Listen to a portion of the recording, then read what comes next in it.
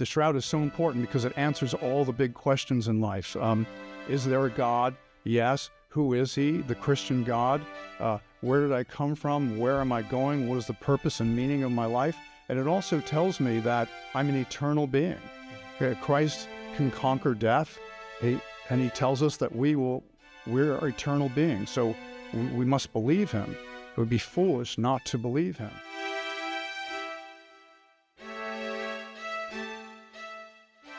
My friends, welcome to The Literary Catholic, a program where we unpack life-changing stories from centuries of Catholic literature, connecting you to God and inspiring both your faith and imagination.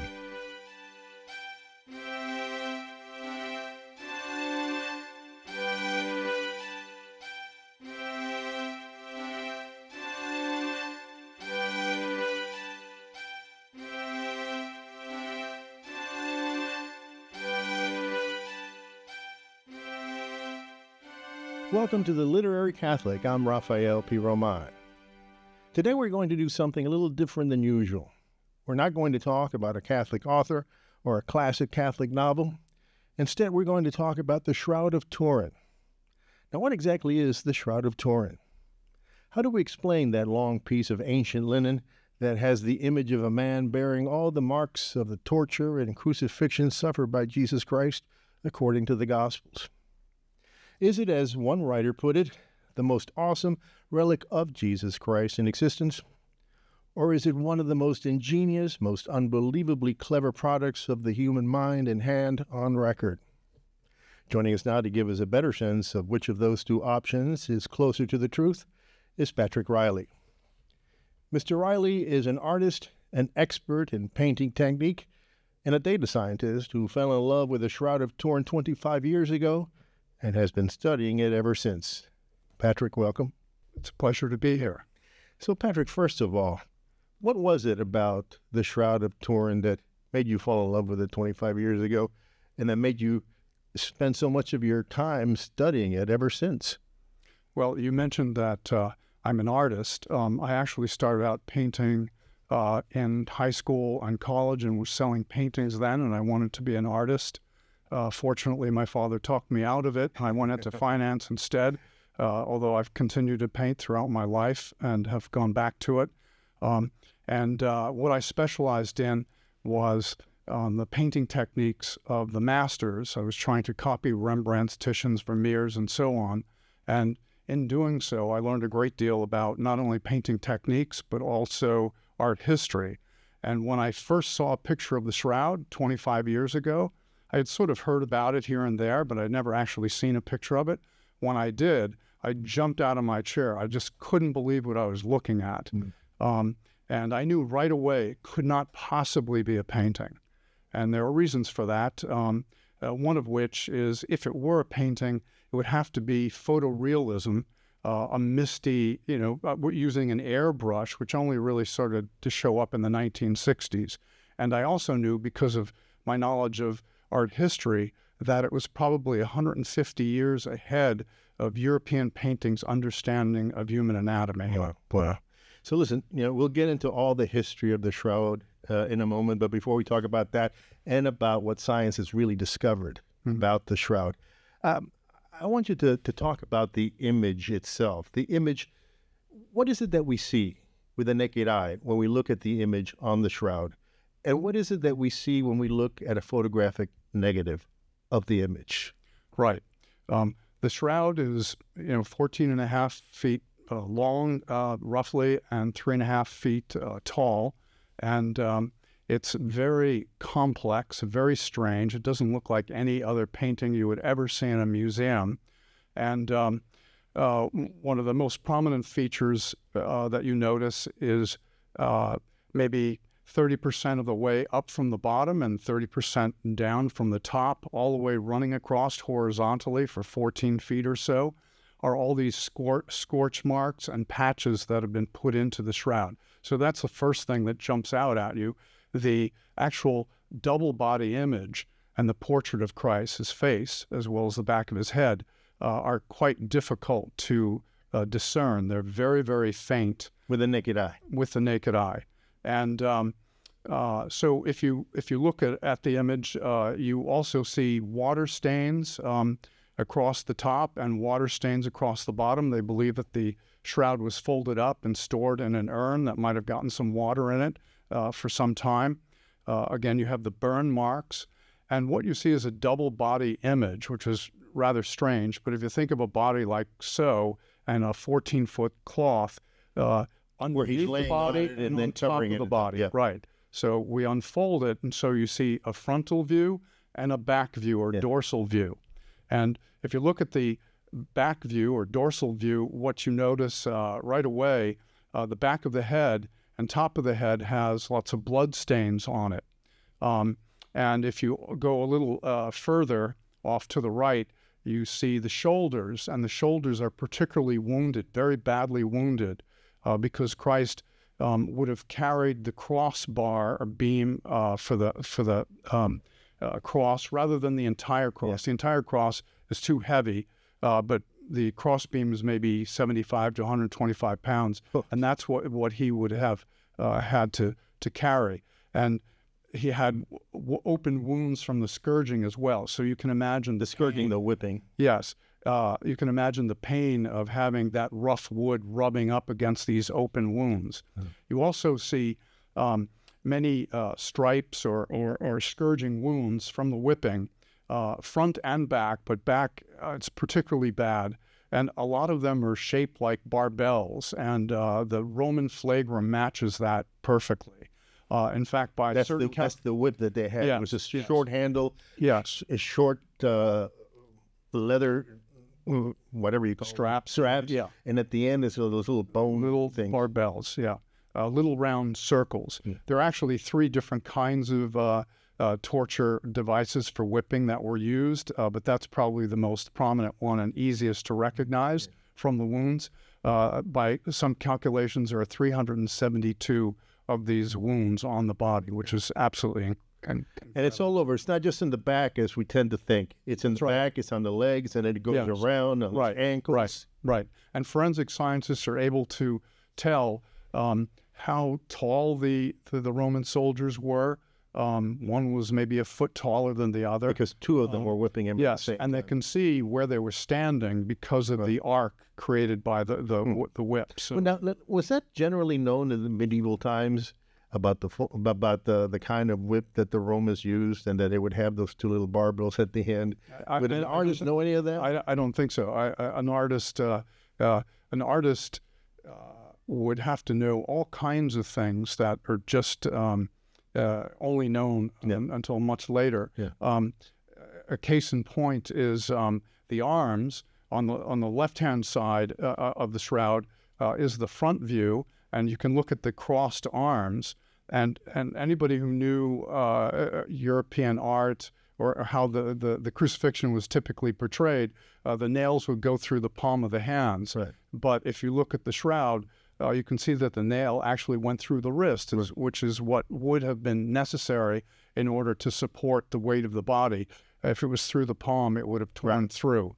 And so how would a medieval artist know something like that? And not only that, but the thumb is bent inside in the shroud image, which is what would happen if the nail through the wrist would damage the median nerve or muscle of the wrist. That's right. And any child, the first thing they learn when they do stick figures is that you have to count 5 fingers, right? So it's rather mysterious that the thumbs have come in. And you also see on the forearms the direction of the blood dripping along the forearms, and the blood direction keeps shifting, which is believed to indicate that Christ had to move himself into 2 different positions to inhale and exhale. So another thing about the image that's really important, if you put a light behind the image, the image disappears. All you see are the blood stains. And also it's been established that the blood stains came first and the image came later. Whereas if you were a painter, you would paint the body first, and then you'd put the blood stains on top of it. You would never do it the other way around. It would be a complete nightmare, and you could tell that there was gaps between the body. And we know that because there's nothing underneath the nothing underneath the blood. Yeah. Right. It's amazing stuff. But the thing that I want you to address is why is this so different when you see it with the naked eye, and then suddenly you see the photographic negative, and it's just so much more detailed, so much more clear. This is what most of us actually see when we see pictures. It's the negative, and that the negative. The first photographer who took a photograph of the shroud, Secondo Pia, he almost fell out the window when he saw his negative. Right. And what he says, and I think most experts agree with him, says the thing is that the image on the shroud is a negative. Yes. And that the negative is the positive. Right. Neat trick for a medieval artist. The forger, if that were the case, would have to be the greatest artist that ever lived because of his mastery of anatomy, 150 years ahead of Leonardo and Michelangelo. But this is really where you get into the realm of miracles. I believe the shroud can be proven to be authentic beyond a reasonable doubt. Well, we'll get to that. Let's not get there too fast. Right. What it indicates is that he also, being a great artist, or he was the first person to invent photography centuries or thousands of years before the invention of photography. And a lot of people just sort of skip over this. In fact, if you go to Wikipedia, you would hardly even know it's in their article. But what I encourage people to do is to reflect on it, that here you have a photograph that's as big as almost a billboard, as big as a billboard, invented centuries or thousands of years before photography, without a photographer, without a camera, without light-sensitive film, without a shutter to regulate the exposure of light, and without a natural source of light. So how is that possible? Obviously, there had to be some kind of light coming out of the body because it's wrapped up in the cloth. Let's get to that, because I'm gonna try to talk about the history before we get to the science. So about the history, what is the earliest documented history of the Shroud of Turin? Well, it's hard to say. You could actually go to the Bible, Galatians 3, verse 1, and there's a very fascinating quote there. It's controversial, but it's St. Paul, scolding the Galatians, saying, "You fools, who has bewitched you? You have seen in front of your very eyes Christ Jesus portrayed as crucified." Now, if I had told you something, would I use "you've seen with your very eyes"? And would I scold you so much for not having reacted to that? And would I use the word portrayed, right? So that may be the very, very first mention of it. Then there are some writings in the 200s, late 200s, early 300s. I'm talking about the legend of King Abgar, who supposedly wrote a letter to Christ saying that, "I believe you're God. Can you please come and heal me?" And Christ supposedly wrote back to him saying, "I can't come, but I'll send somebody."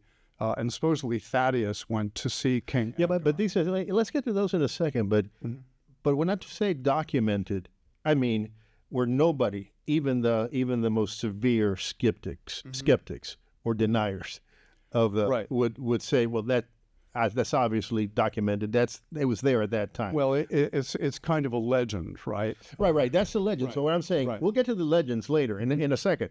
Yeah. But the documented, the things that we know. It was here at this time, and it was written that it was here at this, that kind of thing. Right. Well, there's always a problem because we don't know that it's the shroud, right? Yeah. Why do we call it the Shroud of Turin? Because it's in Turin. Yeah.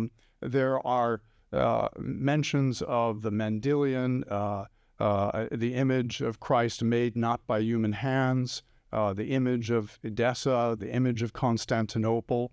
We're never quite sure what it is. Another great difficulty is that these documents are copies of copies sometimes. One historian says it's authentic, another one says it's not, another one says it's authentic, but there's been additions to it made through the copies. So it's very, very difficult to be sure of anything. But what's generally believed is that it made it to Antioch it was in Antioch maybe around 540 A.D. You say it is believed, but it's not believed by the skeptics. The skeptics, however, believe that it was in what is it, Léré, France. Right. See, this is what I'm trying to get at, because all the things that you're talking about, I want to get at in a second. Yeah. But what I really want to get at is the undisputed, documented, a skeptic will disagree with you, hands down. But he will not disagree with you that it was in France in 1354. That's right. That's what I'm trying to... Since 1354, we've known exactly where it's been the That's whole what time. I'm trying to get at. And so the skeptics will always, and the media will always try to make you think that there's nothing to know about the shroud prior to 1354. But how do we know that it was there? It was in France in 1354. Well, it created quite a storm. I mean, even the Pope was aware of it. There was a bishop of Troyes, Pierre d'Arcis, who was angry that the couple that had it in their possession were displaying it and making money and getting, quite a bit of fame about it.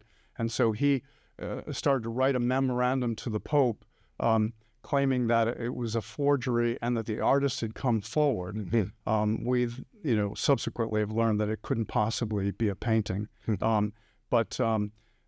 So ever since then, we've known, the church has known where it is, the Pope has known where it is. There's no dispute about it since that time. But because they discount anything prior to that time, it's suggested that, well, maybe it was made by an artist. We have this bishop saying it was a painting, although he never sent the memorandum. Right. And then later on, we have a microscopist, was somebody who would testify in court cases and all, unfortunately getting some sticky tape samples that were taken of the shroud, claiming against all reason that it was a painting. And of course, the media was able to grab hold of that. So between Pierre d'Arcis and Walter Macron is his name. Pierre d'Arcis was the bishop that claimed that it was a forgery. Yes. That has been used to throw, to rain on the parade, so to speak, even though it makes absolutely no sense scientifically. Right. But we do know, and this was quite a shock to me when I discovered this, can make you quite angry, because, again, they always suggest that there's nothing to know beyond 1354. But there's actually something incredible to know before that. Who actually had possession of the shroud in 1354? It was Geoffroy de Charnay, and his wife was Jeanne de Vergy. And she happens to be, or what was the great-granddaughter of the Lord of Athens, Othonia de la Roche. And as it turns out, there were comments written actually by the brother of the deposed emperor when the Crusaders, the French emperor of Constantinople, deposed by the sacking in 1204 by the European knights, complaining to the Pope and saying that the French stole the relics and the Venetians stole the treasures. And you can argue about who's a better Catholic, the ones that steal the relics or the treasures. And he said, and the cloth that covered our Lord, believed to be in Athens. Okay, so right after the sacking in 1204, Othonia de la Roche is rewarded for his efforts and made Lord of Athens. So the most powerful person in Athens, and 150 years later or so, it ends up in possession of his great-great-granddaughter. Now, I asked a historian, was Jeanne Bergny the great-granddaughter of Othonia de la Roche? And she said, probable. But I would argue that that may be the case just looking at the historical record. But if you consider probabilistically that to the population in France was 15 million people at that time, it would be a 1 in 15 million chance. It just, by coincidence, the shroud fell out of the sky on her lap. So not only do we know that she's related to him, we also know that he must have had the shroud, right? It's pretty obvious. Well, so let's go back to so to clarify, because I don't know if we clarified it. A lot of people assume because of the letters that were sent to the Pope complaining about the sacking of Constantinople by the Fourth Crusaders, them stealing what they explicitly called the shroud that surrounded our Lord at his death, that went to Athens. That was in Constantinople. Somehow it got to Constantinople, and that went to Athens. And in Athens, it was this duke who was the great-great-grandfather of this woman who we had documented that had the shroud. Right. It would be odd for him not to have for that connection to be 1 in 15 million. Right. And we also know how it got to Constantinople. It was thought it could have been in Antioch or could have been in Edessa, which is Urfa, Turkey today. But Antioch, one of the principal early that's right. Christian I think cities. Edessa was the first Christian polity in the world. But Antioch was invaded by the Persians in 540 A.D., and then they attacked Edessa, but they were repelled. And they had a banner. They attributed their victory over the Persians to a banner that they had, which was an image of our Lord, not made by human hands. And so we're pretty sure that that's where it was in 544 A.D. Also, later, it was taken over by Muslims in the early 600s. But eventually, in 944 A.D., the emperor in Constantinople made a promise to the Muslim leadership in Edessa that we won't invade you. We'll give you 200 prisoners back, and we'll give you 12,000 pieces of silver in order to get the shroud. And it was called the image of Edessa, right? And that was paraded into Constantinople with great fanfare in 944. And as you mentioned earlier, it's believed, it's lore, but there's often reality behind lore, that it was that traveled from Jerusalem to Edessa by St. Jude. Was it St. Jude? Yes, initially, but it could have. There are also beliefs that it was. In the hands of Our Lady and St. John, right? And that it went to Antioch, but then came back, or Ephesus and came back. So there's a lot of back and forth travel. It's not very clear. By the way, there's another visual. Seems to me pretty strong evidence that it certainly precedes 1354, and I'm talking about the Hungarian Pray manuscript. Yes. Talk about that. Yes. Yeah. Talk about that. Yeah. It's actually my cartoon drawing, but and it's dated around 1197, and it has two images. One is where the women are coming to with spices and oils Sunday morning, and the angel says, why are you looking for the living among the dead? There's that picture, and then there's another picture of the body of Christ laid on a cloth that has a herringbone weave, just like the Shroud of Turin does, with his arms folded, just like the Shroud does, with 4 fingers showing. And if you look at the other characters in these drawings, they all have 5 fingers, where you could actually see all 5 fingers. And probably most interesting is that it has these L-shaped burn marks, which you'll see on the shroud quite prominently. And so that's quite remarkable. The current shroud has 4 little burn marks in the shape of an L. Yes. And in the Hungarian manuscript, which is somewhere in the 1100s? 97 or so. There is that L-shaped burn. Right. And you can go back even further. an emperor in Constantinople, Alexios I, he did an inventory of the relics that they had in Constantinople, and he prepared it for the Count of Flanders. And in that inventory, he said that he had the cloths that covered our Lord that were retrieved from the tomb after his resurrection. So there's a number of other things that do that. Also, the image of Christ initially was that of a Roman god, right? So I was going to ask you about short hair, no beard, etc. But it was probably a little bit after the Edict of Milan in 313 A.D. When when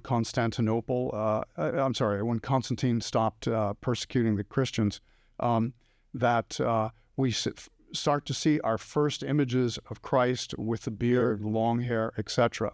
And there's a St. Catherine's Monastery that has an image of Christ that's been there since the 500s, and it has a number of points of congruence and agreement between the shroud image and this image in the monastery. So the argument is, and I don't know if you're making it explicitly, but a lot of people have, which is that the image that we have of Jesus Christ, and that has been the image of Jesus Christ for almost the whole history of Christianity.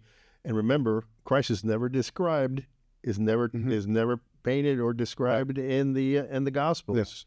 Yes. That image comes from the shroud. Absolutely. And there are a number of markings, distinctive markings that you see in the shroud image, and they've been traced to many, many very early images of Christ, one of which, probably one of the most prominent ones. Now, let me, before we close with the history, you talked about the possible allusion to or hint of the shroud in Paul's letter, was it to the Galatians? But that's indirect. Something so huge, the image of the Christ on his burial shroud, why isn't that explicitly? I mean, Luke and John talk about the shroud in their Gospels, but they don't talk about the image on the shroud. Why wouldn't that be like a headline in all of the Gospels? Right. Well, there are actually three reasons it should have been kept secret. Number one, the Jewish authorities claim that the body was stolen, and so if it was found that they had the body cloth, it could be used as evidence that they had stolen the body, because why else would you have a body cloth? Nobody would ever anticipate why that would be the case. Also, if you have this cherished relic, which is evidence of the resurrection, and if it was highly revered and used as a tool of evangelization, which might be the case in Galatians, right? Chapter 3. The Romans could be really onto it, trying to find it and search for it. And then even in the Christian period, after 313, the Edict of Milan, you had Christian groups that thought that it was idolatry to have images, right? The iconoclasts, and they would destroy images. And so you would need to protect the shroud for that reason as well. So there's really three reasons that it should be kept a secret. All right. So for time's sake, let's just jump into the science part of the shroud. There have been various scientific tests that have been conducted on the shroud for the past few decades. Yes. So let's begin with those conducted in 1978 by the Shroud of Turin Research Project, better known as STURP. Yes. What kind of studies did STURP do? Right. They were a group that petitioned the king of Italy, Umberto III, the last king of Italy, and the church to be able to come and study the shroud. They were given 5 days, 24 hours, round the clock. It was a group of over 30 scientists from just about every imaginable discipline that you can think of. The shroud is the most studied artifact in human history. There's all kinds of scientists, every kind imaginable, forensic scientists, botanists, so on and so forth. And so they went to Torino. They had 10,000 pounds of equipment shipped over, and Italian customs actually blocked it from coming through, which caused quite a stir, and the Vatican had to intervene to get it through. And so they were looking, they were trying to figure out how was the image made? That was the number one issue for them. It was not so historical. So they were looking for pollen, which might give you clues as to where it had been. Looking obviously for paint and brush strokes. If there was paint, you would have directionality in the fibers pressed down, like wheat in a wheat field with a heavy wind, all pointing in one direction. You would see binders. If you put a light behind it, as I said, you would not. You would see the light being blocked by the paint. And they were looking for all the chemical and physical qualities to try to figure out how it was made. And so, what did they find? They took many samples home with them. They continued to conduct experiments on it for maybe 2 years or so. And I believe in 1981 they published their findings. Did. That was it, yeah. And what they basically said was, we can tell you what it isn't, but we can't tell you what it is. All they could come up with, and they had ruled out every known means of making an image. One of the strange things about the image is that when you make an image using human techniques, you add something to the surface. Whereas in the case of the shroud, something was actually taken away from the surface. The image-making process was described as a dehydration, oxidation, accelerated aging. In actual fact, hydrogen and oxygen left the cellulose molecules, and that darkened them. That is the process by which the image was made. So, and darkened it in like a very, very tippy-top fiber. Explain that. Right. They also found that the image was on the very, very top of the fibrils.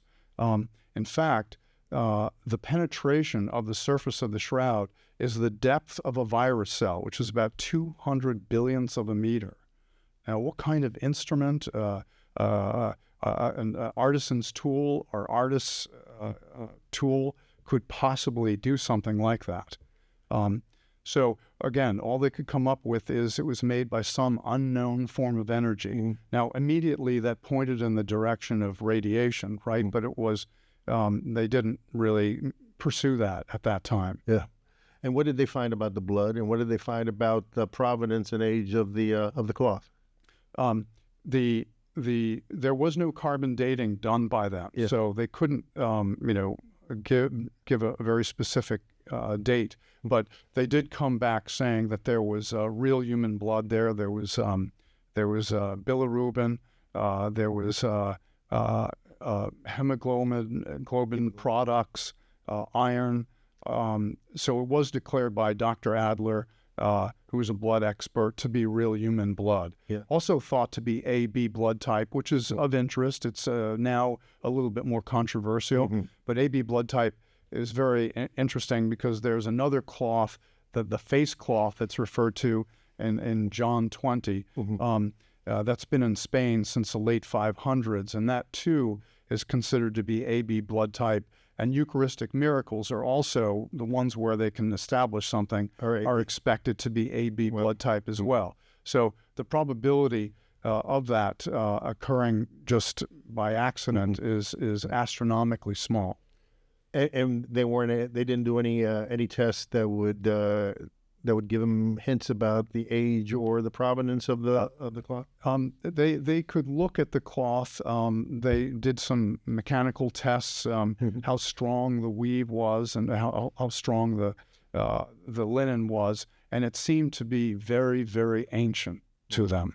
But they didn't use any specific technologies to do that. Yeah, they were going to do that again, but they were excluded in the future. Which, yes, if we may, let's turn to the famous or infamous carbon-14 dating test that occurred. Right. That was conducted on the shroud in 1988, in which claimed to conclude with a confidence level of 95% that the shroud dates back no further than AD 1260 to 1390.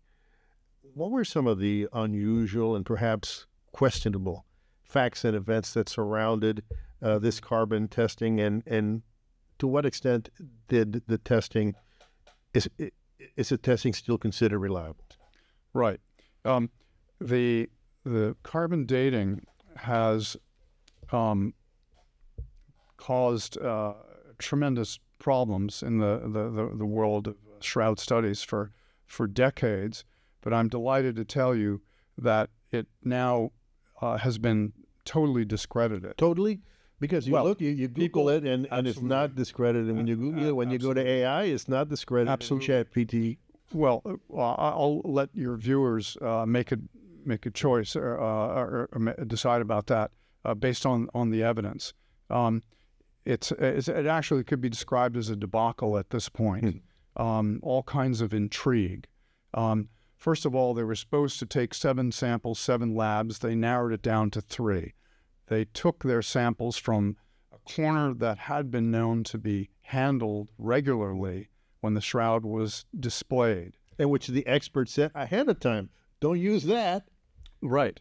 And even more incredible is that it was known 10 years before the carbon dating of 1988 that particular corner fluoresced forest green, whereas the rest of the shroud was sort of orange-red. And what did that So right away, that tells you that it's of a different essence, that it has different chemical and physical qualities from the rest of the shroud. And by the way, I should add that the initial protocols were not to do that. The initial protocols were to take little pieces from various parts of Right. But they decided not to, and nobody knows why. Right. Also, protocol was violated in terms of the laboratories colluding with one another, collaborating, and They weren't supposed to. they're not supposed to. And then it turns out that just before the news was released, 1260 to 1390, it was leaked out, and $1 million was given to Oxford, which is one of the 3 labs: Arizona, Oxford, Zurich. And then shortly after the carbon dating was released to the world, a Dr. Tite, who was at the British Museum, who was overseeing the carbon dating process, left the British Museum and went to Oxford, was employed by Oxford, where he would have access to that $1 million, which is incredible. It was also later discovered that Arizona, University of Arizona, they were given 2 samples. They only bothered to test one. They didn't test the other, and they didn't let anybody know. And by the way, we only know this because they were keeping this information hidden, right? That's for right. almost 30 years. Right. They refused to give the data on which they based their carbon test. Well, that's the British Museum. Arizona lied. The announcement and the science of the carbon dating was published in Nature magazine. I see. And they misled the whole world thinking that they tested both samples. By not testing both samples, they did not test the requisite mass of material. You need a certain volume of material or mass in order for your testing to be valid. So the carbon dating should have been seven opinions: throw out the high, throw out the low, average the 5. Or let's say you have 5, throw out the high, throw out the low, average the 3 in the middle. Here we have 3, and 1 is invalid. And they admitted it. The University of Arizona eventually admitted they did not test both samples. But then you're also talking about another bit of intrigue. Normal academic procedure is to release all of your data so that it can be peer-reviewed, whereas the British Museum sat on it for about 27 years. And it wasn't until somebody made a legal request under the Freedom of Information Act, they have one in the UK, apparently, Tristan Casabianca, he did analysis on it with the data and found that there were anomalies in the data. What you find, this is remarkable, that as they take different samples further and further away from the left-hand edge of the shroud, going more and more to the mass of the body, for every centimeter away from the edge of the cloth, closer to the body, the carbon date that they came up with was 36 years younger. Okay, it got younger. Yes, the findings were fitted to a regression line, which showed a trend of 36 years younger for every centimeter closer to the body, which right away is a huge red flag because it indicates that there's something going on, right? It's common sense. Your samples, you should have some high, some low, some a little bit high, a little bit low, most in the middle, kind of average, normally distributed. But instead, there was a trend. And there are some theories about that. A chap named Rucker, a nuclear scientist, writes papers about the radiation could have been neutron radiation. Neutron radiation is a radiation that would create new carbon-14. And if you got closer and closer to the body, you could possibly get dates for the shroud in the future, right? Well. So that's quite an amazing thing. But this is the bottom line about the carbon dating. And as you say, you go to the internet, and it's carbon dating all day long. Yeah. Oxford University themselves, in their own publication, Archaeometry, ran an article in 2019 written by Tristan Casabianca, who's the one who got the data from the British Museum. And in it, his conclusion is that the shroud, the carbon dating of the shroud of 1988 can no longer be considered definitive because of problems with the data, and it has to be done over. Okay, so he's talking about this trend in the data, and he's also talking about the clouds over the data because of the invisible mending of cotton into the linen fabric, which shows up in some of the samples. So to me, that's, the carbon dating is no longer an obstacle. It's been taken out of the way. But how come the public information about it hasn't caught up to what the experts have discovered? Well, I'll get to that. I'll just say that it's appalling the way the media pulls the wool over everybody's eyes. And an example, CNN had a big, huge article about the shroud. There was a professor from University of Padua. He painted somebody, painted their body, wrapped them in a cloth, put it in an oven, put it in the washing machine, and then CNN blasted all around the world, Shroud of Turin replicated using medieval materials, things like that. Absolutely appalling. There's probably been 100 or 200 attempts to replicate the shroud. None of them come near replicating the chemical and physical properties of the shroud, which are, the most important ones are, as you mentioned, the very superficial penetration of the linen fibrils, as I said, 200 billionths of a meter, which is the depth of a virus cell, and that the pixels are markings that make up the shroud image itself. They're all the same color. What makes the lights and darks of the shroud are pixel density, how many of these little dots you have. If you have a high congestion of them, the shroud appears darker. If you have fewer, it appears lighter. And those are the size of bacteria, and some of them are smaller than iPhone pixels. There's somewhere between 0.5 and 50 millionths of a meter. Yeah. So again, how could anybody do that by hand, right? So, just to close on the carbon testing, at a press conference held in October 13th, 1988, to announce the findings of the carbon test, one of the carbon testers, Teddy Hall from Oxford, said this when asked to explain the existence of the shroud. Quote, "There was a multi-million-pound business in making forgeries during the 14th century. Someone just got a bit of linen, faked it up, and flogged it." Now, this is 7 years after the conclusion of the STURP findings, which categorically said that was obviously impossible. Right. So this is utter ignorance of the STURP findings, or utter contempt for the STURP finding.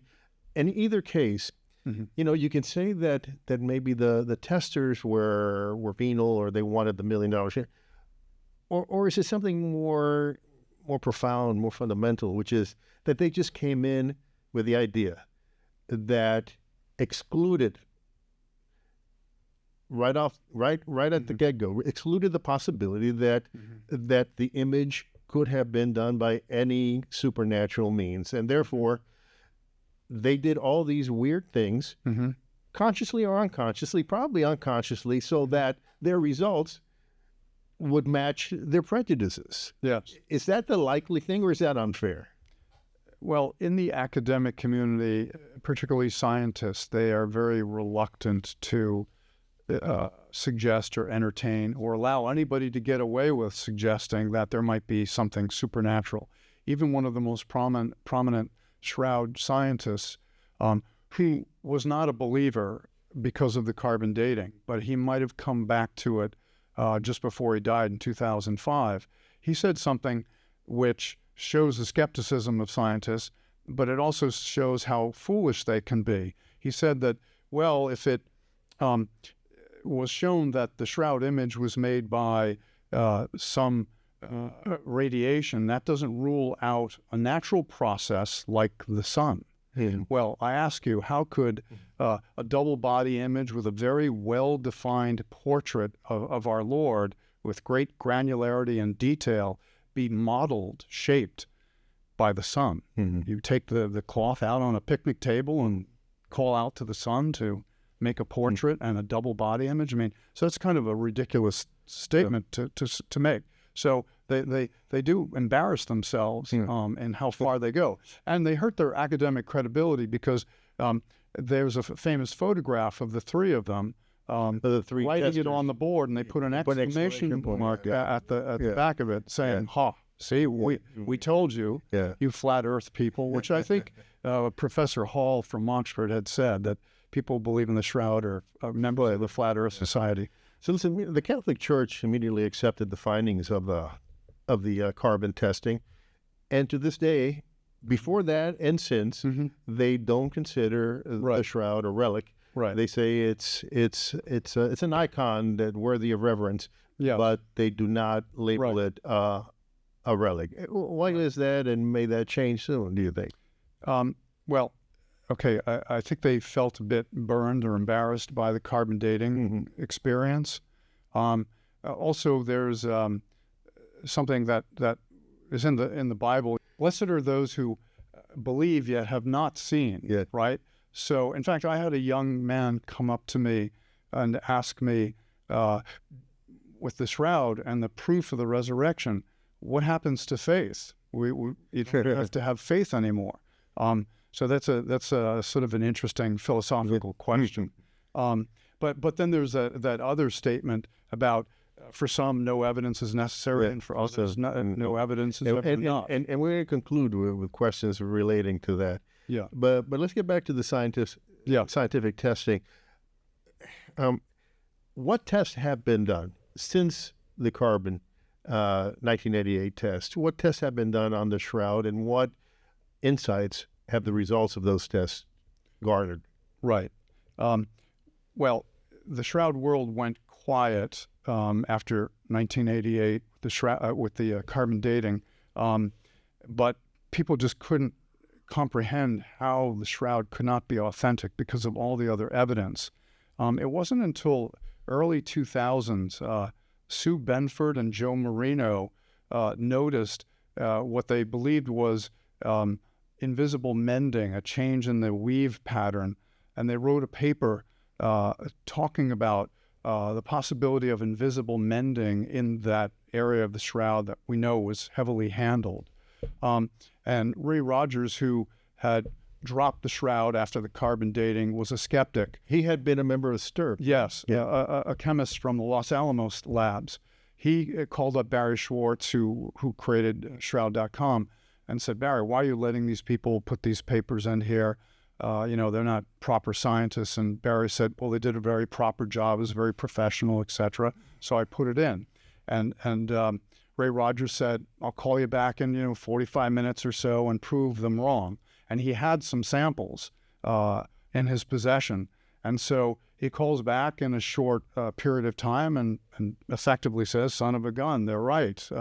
I have threads that start linen and then they end up cotton." So he himself, in 2005, just before he died, wrote a very well-known paper putting this theory forward, his findings that there was anomalous material in the shroud samples. And he also proposed a vanillin decay method as an alternative to carbon dating, somewhat controversial.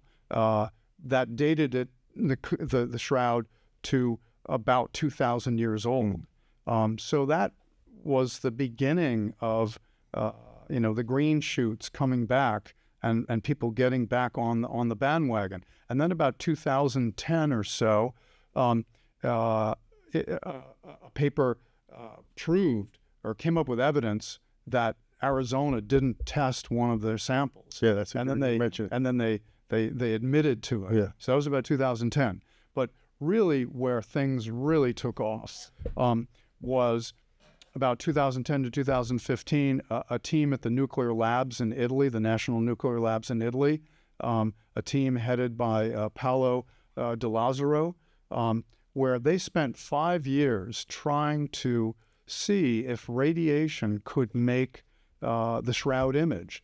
And Ray Rogers had tried radiation, but he only gave sort of one stab at it, right? This team tried for 5 years. They had to, it was sort of a three-dimensional problem. They had to get the right amount of power, the right wavelength, and the right duration. Because in terms of duration, if you do it too short, you don't get an image. And if you do it for too long, the radiation pulses, you can burn the cloth. And the cloth does not result from a scorch. It had been burned, but not the image-making process is not a scorch.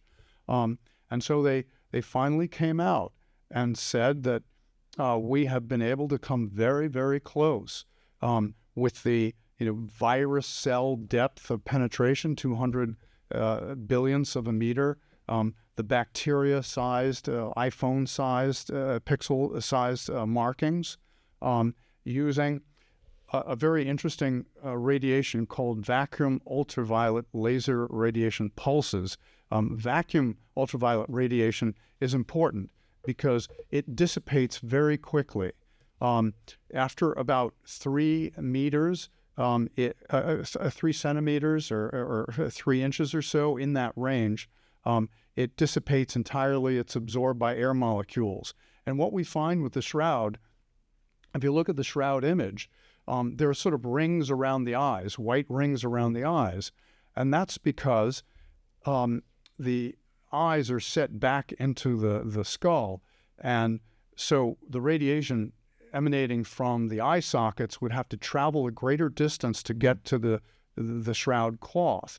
Whereas where the nose is the darkest image. And where the hands are crossed, that would be pushed up against the shroud itself. And around the crossed hands, the shroud would be pushed away from the lower torso. And what does this mean? What is the basic? What it means is that the vacuum ultraviolet laser radiation is probably the right kind of radiation. We're trying to reverse engineer miracles, which is a fool's errand, probably. God. But this lab or they just got the face. They didn't get the whole. Oh, they just got a tiny little patch, okay? And it took them 5 years to do it. And the skeptics, of course, said, so what? Give us a call when you've replicated the portrait, the total body, double body image, and then we'll take a look at it. And the scientists said, that's not humanly possible. In order for us to make the total double body image would require more than all the laser radioactive energy available in the world, because it would require 34 trillion watts of energy, which is almost twice as much as the rate the world consumes per hour, about 18 trillion watts per hour. However, they would only need the 34 trillion watts for 1/40 billionth of a second, okay? And as I said, too long, you burn it; too short, you don't get an image. And they also said that we would need somewhere between 10,000 and 14,000 lasers to do it. The reason being, in order to model the body, you would have to have lasers calibrated to put out very little energy for the lower torso, where the cloth is pushed away by the hands. And you would have to have other lasers calibrated to give out a lot of energy to make the dark tip of the nose, for example. This is making me dizzy, boy. This is incredible. Now you were telling me when we were speaking the other day that the conclusion is that whatever radiation occurred, it did not come from outside in, but it came from inside out. Absolutely. If it came from another source, what would direct it to be able to model an image as a painter would? For somebody to paint the shroud image, they would have to make thousands and thousands, tens of thousands, maybe hundreds of thousands of intricate brush strokes guided by human intelligence to shape the nose and the chin and the mouth and all of that. There's no way a natural process can do that. A natural process is either random or it is evenly dispersed in all directions, right? And also, how do you get the energy between the tip of the nose and the cloth? And the only source of energy in the first century, 14th century, would be fire, lightning, or sun. None of those can shape and model a very detailed image with great granularity. Well, it seems obviously possible, quite possible, that at some point in a not too distant future, science will be able to prove to most objective observers, I mean, some people will never be convinced of it if they don't want to be convinced, that the Shroud of Turin is an authentic first-century Palestinian burial shroud bearing the real image of a scourged and crucified man, an image impossible to achieve, as you just described, by any method or any means currently available to human beings, and probably ever available to human beings, and certainly not available in centuries past. Yes. And it sounds to me like you think that science has already shown that. Yes, and I failed to mention what exactly is happening, making these pixels. As I said, normally an artist adds something to a surface. What actually made the tiny little markings is taking something away. The radiation caused hydrogen and oxygen atoms to leave the cellulose molecules, and it caused a restructuring of the cellulose molecules such that single carbon bonds became double carbon bonds. And when that happens, the cellulose molecule reflects light differently. It becomes darker. And that is the image-making process. Well, yeah, scientists can prove all this to most people. But can science ever prove that the crucified man on the image is Jesus Christ, and that the means or the event that caused the image was the resurrection? Can science ever prove that? What we can say, and this is sort of a final objection, we don't know that that person in that cloth was Jesus Christ. Unfortunately, the program in Rome that I'm affiliated with has one of the professors has a math background, and what he did is he looked at all the unusual characteristics of Christ's execution and burial. Crown of thorns, right? That's being mocked for being a king. How often does a potential king come along? 1 in 500. Scourged, then crucified, carried the cross, didn't break his legs, right? Uncertain burial. Where did the body go? Separated from the body, separated from the burial cloth. Very expensive burial cloth. Very dignified tomb. So they looked at all the probability of all these very unusual characteristics of Christ's crucifixion and resurrection, and come out to a calculation of 1 in 20 billion. You would have to have 20 billion people executed in order for one person to have all of these characteristics just by coincidence. So probabilistically, it's absurd to say that it wasn't Christ. Can you give us, as we close, we're already almost over time, but can you give us like a quick, maybe bullet point by bullet point summary of why you believe this is the authentic shroud of Jesus Christ, and that the image is the result of the resurrection? Right. Number one, it's a photograph with no photographer, no camera, no light-sensitive film, no shutter to regulate light, and no natural source of light. It had to be done by an extraordinary source of light. And we have one other example of that in Hiroshima and Nagasaki, where silhouettes of victims were left on buildings because of the extraordinary light which the buildings and the victims were hit with. Number two, we really didn't get into it, but the The shroud image actually has specific three-dimensional information. If you count the pixels on the shroud, you can tell how far away the body was from the cloth. Whereas a regular photograph, you don't know exactly how far somebody is standing in the background. You just know that they're further in the background because the colors and outline becomes more fuzzy and they become smaller. But the shroud gives you very specific information, like topographical map information, which no photograph gives you. And that dovetails exactly with the radiation, the vacuum, the vacuum ultraviolet laser radiation. That's the only way that the shroud image has been closely replicated. All other known human means of making an image have been ruled out. There are no tools that can make single carbon bonds become double carbon bonds. And that is the heart of the image making process. And then the last one, weren't able to get into it much, but if you look at the greatest painters and paintings in the 1300s, they have very poor anatomy. That wasn't the objective, but it was only until around 1500, 1490, after Leonardo and Michelangelo studying cadavers and so on, where artists in Europe really got human anatomy right. So why is the shroud So of 1350 having proper anatomy? So to me, there's no way around it. Yeah, those are pretty convincing. So why does somebody who comes to believe as you do, that this is a visual record of Christ's crucifixion, somebody comes to believe that, what do they do with that knowledge? Right. Well, it's incredible knowledge, because you could say, the idea of somebody rising from the dead is the craziest, most nonsensical, laughable claim anybody can make, and yet it's true. So you really have to approach the Bible with great reverence and awe, and don't get cute with it and take it all straight up. And the shroud is so important because it answers all the big questions in life. Is there a God? Yes. Who is he? The Christian God.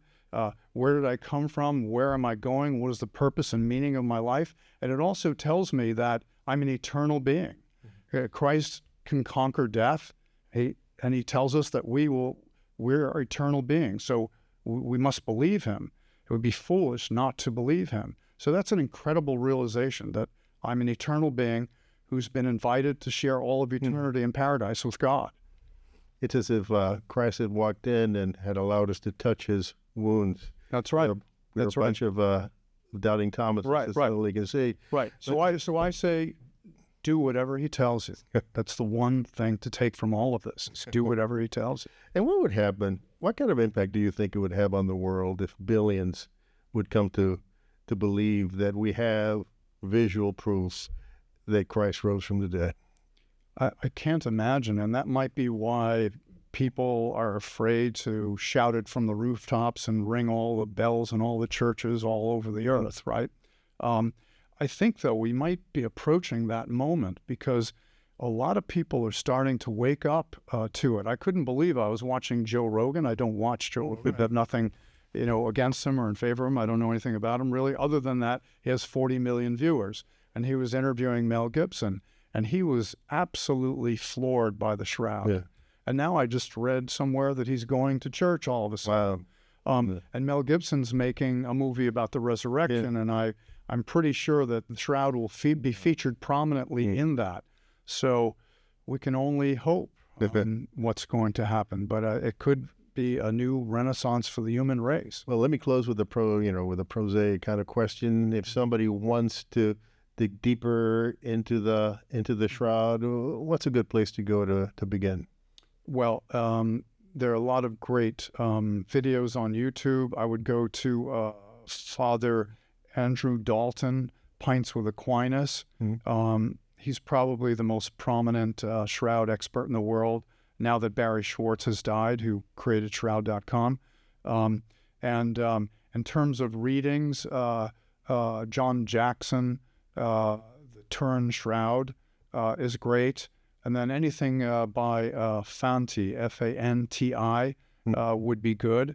But Go to Father Andrew Dalton. That's a really good overview. It's long. It's 3 hours, but that's 3 hours very well spent. All right, Patrick, this has been quite an education. I'm telling you, it's difficult to be the same person after you learn about all this stuff than you were ready for. Thank you so much for joining us today to talk to us about it. Thank you. My pleasure.